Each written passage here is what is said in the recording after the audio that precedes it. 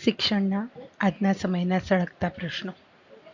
નવી શિક્ષણ નીતિ 2020ના આવ્યા પછી આજની ભણતર વ્યવસ્થામાં ઘણા બધા પ્રશ્નો ઉઠવા લાગ્યા છે. શિક્ષણવિદો ઘણા બધા ક્ષેત્રમાં અને ઘણા બધા આયામમાં નવતર પ્રયોગો માટે વિચારવા લાગ્યા છે. જૂની પોલિસીઓ અને પદ્ધતિઓ ફરીથી અભ્યાસ થઈ રહ્યો છે. અત્યારના આ સમયમાં શિક્ષણવિદો જ નહીં પણ ઉદ્યોગકારો પણ ક્રિએટિવ થિંકિંગને પ્રાધાન્ય આપી રહ્યા છે. પણ અત્યાર સુધી જે કળાનો વિષય છે એ હંમેશા હાંસિયામાં જ રહ્યો છે. એને કારણે લોકોમાં નવું વિચારવાની ક્ષમતાનો પણ અભાવ જોવા મળી રહ્યો છે. ભારતમાં અંગ્રેજોના સમયથી સ્ટેમ એટલે કે સાયન્સ, ટેકનોલોજી, એન્જિનિયરિંગ અને મેથ્સ માટેનો વધુ પડતો પૂર્વગ્રહ રહેલો છે. માતા પિતા જ નહીં પણ બાળકો પણ એને લગતા એક્સ્ટ્રા ક્લાસીસ કરવા માટે દોડતા હોય છે.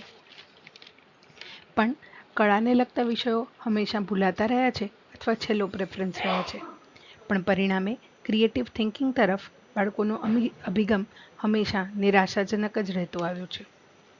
ભારતીય શિક્ષણ વ્યવસ્થામાં બીજો એક સળગતો પ્રશ્ન છે અનુશાસન. જૂની શિક્ષણ પદ્ધતિમાં એવું માનવામાં આવતું કે અનુશાસન માત્ર ભયથી અને તે પણ સજાના ભયથી જ આવી શકે છે. પણ આ માન્યતાનું બહુ જોખમી પરિણામ એ આવ્યું છે કે બાળકો સજાની બીકે સવાલ પૂછવાનું જ ટાળે છે. સમજવા માટે જરૂરી સવાલો પણ પૂછતા તેઓ અચકાય છે. એટલું જ નહીં, પોતાનો મત પણ તેઓ તટસ્થ રીતે રજૂ નથી કરી શકતા કે કરવા માંગતા નથી. આવી પરિસ્થિતિમાં કોઈ અન્યનો અભિપ્રાય પણ પૂછી શકાય એ વાત જ જાણે અઘરી લાગવા લાગી છે.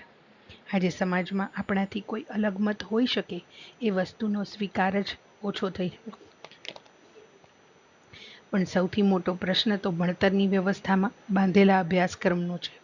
જો અત્યારની આ પદ્ધતિનો અભ્યાસ કરવામાં આવે તો બધા એક બાંધેલા અભ્યાસક્રમથી ભણાવવામાં આવે છે.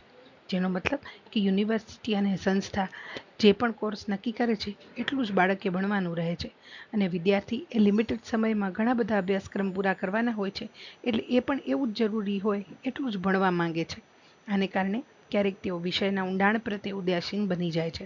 આ કારણે ઉપર છેલ્લા અભ્યાસનું પરિણામ એ આવે છે કે જરૂરતના સમયે તેઓ સ્વસ્થ મનથી નિર્ણય લઈ શકવામાં અસક્ષમ બને છે. ભારત જ્યારે હવે વિશ્વગુરુ બનવા માટે મન બનાવી રહ્યું છે ત્યારે આ બધા પ્રશ્નો પર પૂરતું ધ્યાન અપાય એ આજના સમયની જરૂરિયાત છે. Thank you. મને શાંતિથી સાંભળવા માટે આપનો આભાર.